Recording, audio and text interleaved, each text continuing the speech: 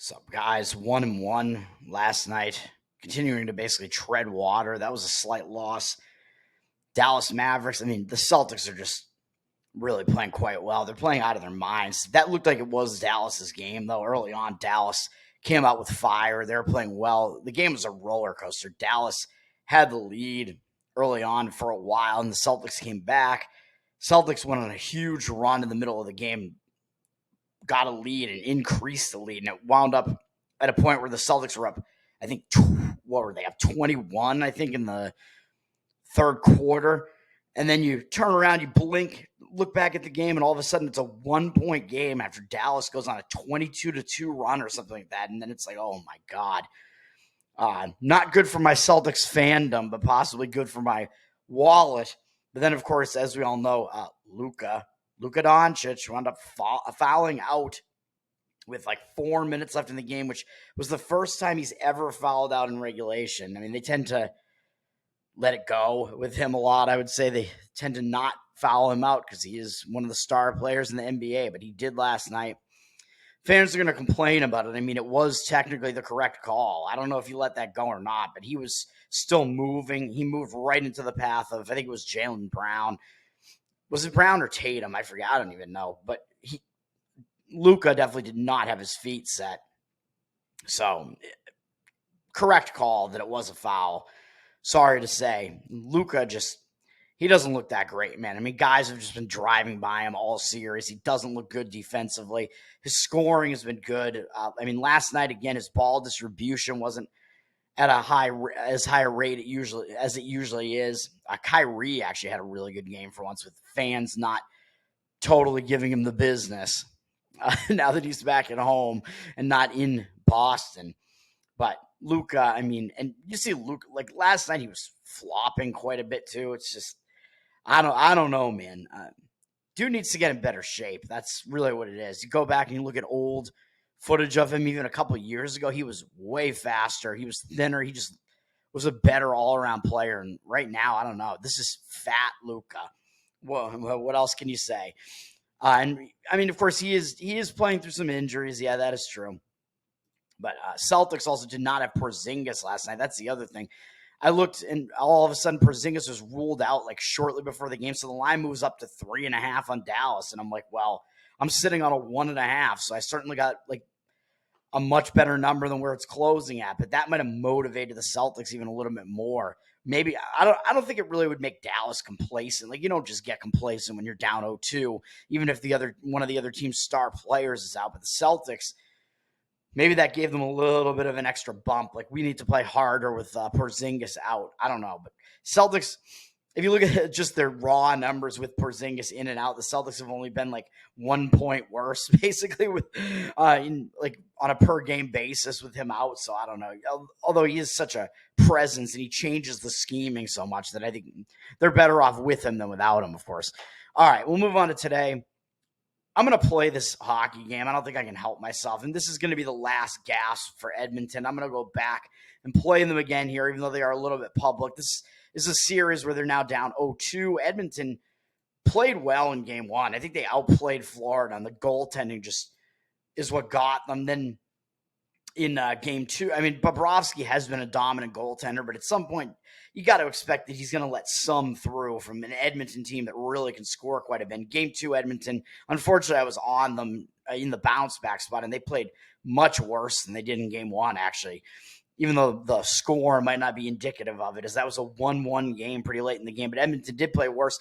But now we're going to Edmonton, man, and I think it's going to be a nice home ice advantage for Edmonton here. Of course, it's factored into the line. Edmonton is a little bit shorter a favorite here than Florida has been at home, so the odds maker's telling you Florida is the slightly better team, but not by that much. Edmonton up from -130 to -131. They got 70% of the tickets, but 90% of the cash. So they are public. The public's still coming in on Connor McDavid and stuff, man. They like the best offensive player on the ice, but still, it looks like more of the cash and the tickets are on Edmonton. The lines moved up a little bit on Edmonton. I think this is the spot, man. They basically have to get this game. It's flipping back to their home ice. It's a travel spot where both teams have to go to Edmonton. It's going to be unfamiliar territory for Florida, which might not really help them. I would say that if anything's going to give Edmonton an advantage, it's got to be that, right? So we'll jump on Edmonton here. And there's not much more to say about that. I mean, it's similar to what we do in the NBA when a team is down 0-2. Tend to jump on that team as the series swings back home.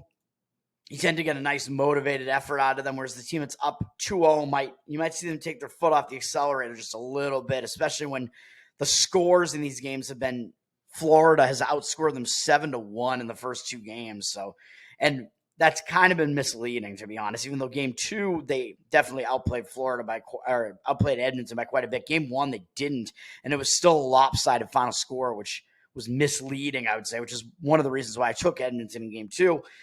But we'll take them in game 3 here. You got to lay like minus 135 now or something like that, though, which I don't think is – I mean, I think that's fine. You're playing them to win the game. It's a little bit of a price, but I think it's in range, like close to what we want. We'll move on to Major League Baseball. I got a Thursday card, which is still a decently large card today for Thursday. It's not one of the shorter MLB cards that you sometimes get. I mean, it is shorter because there are still some teams traveling, but it's not one of the shortest that you'll see.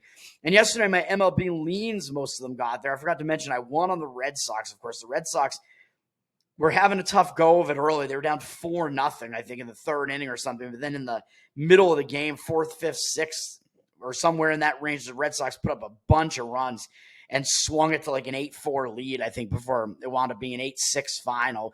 Both starters did pretty badly in that game. I expected Pivetta to do better than he did. I mean, I was right about Sanchez struggling in the game, but the Red Sox were able to get it done and get there. So on a nice home underdog price there. So that was a win, so that's good. I was also correct on the under in the White Sox-Seattle game. That went way under, 2-1 in extra innings. And I like the under again today, but you're really not getting it easy, as you have to go under 6.5 on that game today. That's been an under type of series, man. It's just so many matchups conducive to the under. I just don't think I can do it, even though the starting pitching matchup is great for an under, but the odds makers lining it at 6.5 are telling you that. White Sox don't have a very good bullpen in Seattle. Both teams used a lot of their bullpens yesterday in an extra inning game.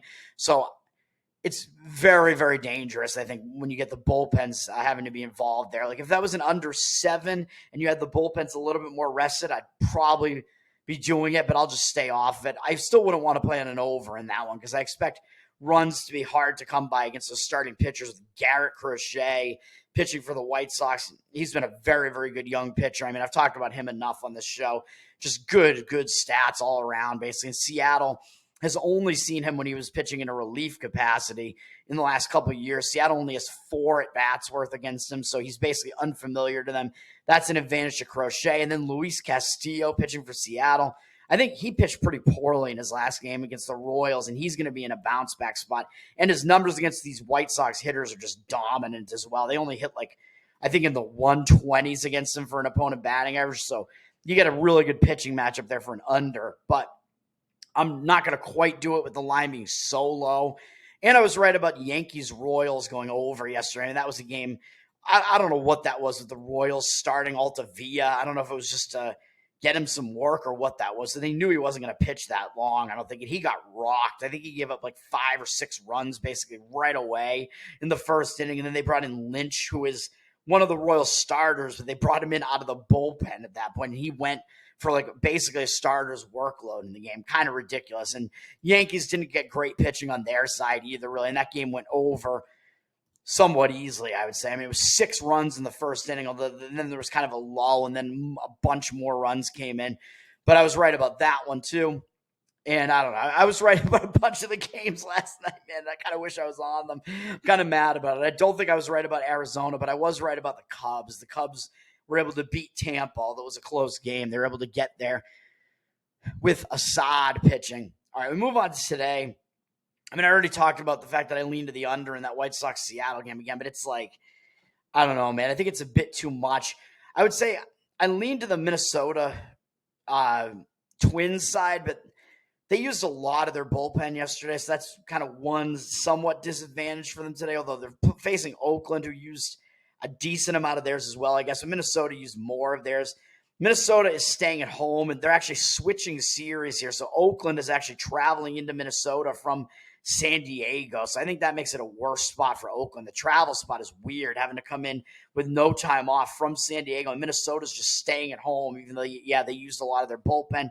Joe Ryan is one of the better pitchers in Minnesota's rotation for sure. His numbers all across the board are really good this year, and his numbers against Oakland historically are pretty good too. So they definitely have the starting pitching edge as well up against Luis Medina, who I think you don't really know what you're going to get out of him. And I think in a very small sample size that he's faced these Minnesota hitters, I think they've done fairly well against him, like somewhere around a 300 batting average. So Joe Ryan definitely has the advantage too. But Minnesota's laying a hefty price. They're up from minus 220 to minus 233. They're public with 92% of the cash, but 96% of the tickets, or excuse me, 92% of the tickets and 96% of the cash, excuse me. So more of the cash. And you just see the line moving up on Minnesota, which indicates to me that there is some money coming in on Minnesota. Excuse me. There is some money coming in on Minnesota. I agree with the side. I think as far as the travel situation, it's not good for Oakland. Minnesota's got a pretty big starting pitching mismatch in that one, but you're laying very heavy price for it. So there might be other ways that you can try to get creative. Maybe lay the run line on Minnesota in that game or something like that if you really want to play Minnesota. The game I'm going to play, though, well, actually, I will say I do also kind of like the over in Atlanta-Baltimore. You got Ronaldo Lopez and Cole Irvin going in that game, and their stats are pretty good this year, but I don't think they're really totally indicative of what they are. I think both of those pitchers are going to see some regression. I think they're both okay pitchers, but not as good as what their stats would suggest. And both of them have kind of rough stats against these opposing lineups with Atlanta and Baltimore. And both lineups are pretty good lineups. So I do expect runs to be scored in that game. So I lean over in that one. The total's gone up from 8.5 juice to the under all the way up through 9 juice to the over. So that total has moved up quite a bit. Although we see 50% of the tickets on the under, it looks like, and 51% of the cash on the under. I don't think that could be correct because the line has moved up so much. And, of course, 9 is a key number, so it would have been a lot better to go over 8.5 in that one. Over 9, I think, is still fine if you can get it at straight up 9 minus 110, which is what I'm going to do in Washington, Detroit. Somehow I like overs in a couple of these interleague games for once. Well, yeah, that's just the way it is. Washington, Detroit, this line has gone up too, where pregame is saying it opens somewhere at 7.5 juice to the over. I'm not sure about that. I see mostly 8s as having been the opener, but this one's up to a straight 9 at least, but you can still lay over 9 minus 110. You can lay over 8.5, but I think you have to lay at least minus 125, minus 130 on it. So I'd rather just go over 9, even though 9 is a key number, of course. But if it lands 9, you'll wind up pushing it instead of winning the bet, which, I mean, you're getting a cheaper price for doing that. But I think this game's going to have runs scored, man. Washington, Detroit, the starting pitching matchup is awful. This looks like it's conducive to an over to me. And looking at yesterday's game, even though yesterday's game also was a high-scoring game, I believe, which was, let me see, what are we looking at here? I got to refresh my memory here. It was 7-5, so that was a game that went over as well. Looking at the box score yesterday, though, both bullpens got used a little bit. The Nationals used 4 relievers, including a couple of their best relievers, Harvey and their closer, Finnegan. So they won't be available. Tigers used 3 relievers. I don't know if it matters that much. And we're getting to the end of the series, though, so bullpen usage has gone on throughout the series. So bullpen, I mean, I think it factors in a little bit, but it's not that much of a factor, I wouldn't say, as far as the over. We're mostly going with the starting pitching matchup here, and if these teams have to go into the bullpens a little bit early, that'll just help the over, too. Washington's bullpen is more taxed than Detroit's is, but I think that's fine. I mean, neither team really exactly rescued their bullpen yesterday, I would say. But the starting pitching matchup, I mean, this is conducive to an over, man. Patrick Corbin is pitching for Washington. I don't even understand how this guy hasn't retired at this point. I mean, he's only 34, but he just does not have it anymore, man. He's 1-7 this season, although he's not getting much run support, but he has a 6.15 ERA and 1.66 whip. He's been one of the worst starting pitchers in baseball, and it's just crazy. They continue to roll him out there, and he just continues to just have bad start after bad start. His stats are just awful, man. It's getting kind of sad. He's gone 71 2/3 and he's pitching 92 hits and 12 home runs. I mean, he's allowing like long balls. He's allowing a ton of hits. That hit rate is just insane. He's just been really hittable. And it just doesn't seem to be getting any better, really. He got rocked again in his last start against the Mets. It has not been good for him. He's got 27 walks in those innings, too, which is fairly high, but also he only has 44 strikeouts. So that strikeout walk ratio is pretty terrible. I mean, he's not fooling hitters. He's not striking them out, and he's getting hit and walking too many guys on top of that. There's just nothing to like about any of these numbers, man. Very low strikeout rate. I think he's getting towards the end of his career here. And against Detroit's hitters, we got a pretty big sample size to work with. And oh boy, it is not good for Corbin. Detroit's hitters are 24 for 59 off him lifetime with 4 doubles, 3 home runs, 9 RBIs, only a 4.3 strikeout walk ratio. That's a 407 opponent batting average and 1,063 OPS. That's crazy, man. A decent sample size to look at there, and these Detroit hitters have just rocked Corbin, and he just hasn't been good against anybody really this year. So that's one side of the equation. On the other side, Casey Mize is pitching for Detroit. Bit of a younger guy at 27 years old, but he hasn't been good either this year, man. Between the two of them, they only have a combined 2 wins on the season. Although some of that, of course, you can't just look at the win-loss record, obviously, because the run support comes into play. But Mize is 1-4, and his stats aren't good either. 4.73 ERA this year and 1.53 WHIP, which that WHIP is so high, it's indicative that his ERA should probably be worse than it is. Both these guys have WHIPs over 1.5, and all of this is just awful. His numbers are actually similar to Corbin's, like very, very bad stats. He's given up 72 hits in 59 innings, which isn't quite as bad as Corbin, but still, he's allowing a lot of hits, way more than 1 hit per inning. That's bad. 18 walks isn't really that great either in that amount of innings, and only 39 strikeouts. So he's not coming in and fooling people either. Not many strikeouts, a bad strikeout walk ratio there. Both Mize and Corbin have allowed more fly balls than ground balls, although Mize's are closer to 50-50. Corbin is allowing a lot more fly balls, and that's usually not a good indicator either. If your opponents are not putting the ball on the ground and they're hitting it in the air against you, bad things are going to happen with that too. But 39-18 strikeout walk ratio, that's not good. He's only allowed 6 home runs, so hey, he's not allowing the long ball that badly, really. But, I mean, both these pitchers, they just really have not had it, man. I mean, they've been allowing a ton of hits, putting a ton of guys on base. They're not coming in and striking guys out, not fooling guys. The Nationals, I mean, they haven't seen Mize much, so I guess that's one thing you can say about Mize. One advantage he has is that only Rosario has seen him before, and he's 1 for 4 off him, although that one is a home run with 2 RBIs and a walk and no strikeouts. So 250 batting, averaging 1,400 OPS, man. Yeah, I don't know what you could take away from that, but Mize, I mean, even if he hasn't been seen before by these opposing hitters, I still don't think he is really going to have that much of an edge the way that he's been pitching. It just has not been good. So I'm going to go over in Washington, Detroit, although you have to go over 9 now, like I said, but the line has moved up on that over, and it looks like the cash is coming in on the over. It's 67% of the tickets on the over, but 77% of the cash, so more of the cash. And, of course, we've seen the line move up like a run, basically, which you're not really totally getting the best of it now, totally. But I still think that this is going to be a high-scoring game, man, and I'm still just going to do it. Over in Washington, Detroit in baseball, and then I'm going to be playing the Edmonton Oilers, hopefully in what is their last gasp, and hopefully they have a good outing for once, because they're not as bad as they've looked, even though they are the worst of these two teams. They got a couple games under their belt now. They're playing at home now, so hopefully the experienced jitters kind of go by the wayside a little bit, and they're able to get a game together with a couple games under their belt. They got to do something, man. We got to start turning this around too, as we're on another bit of a downswing here, and we're slightly in the black on the season. Come on, man. Let's go. Edmonton, that's minus 135, unfortunately, on that one. Having to pay a price. Peace.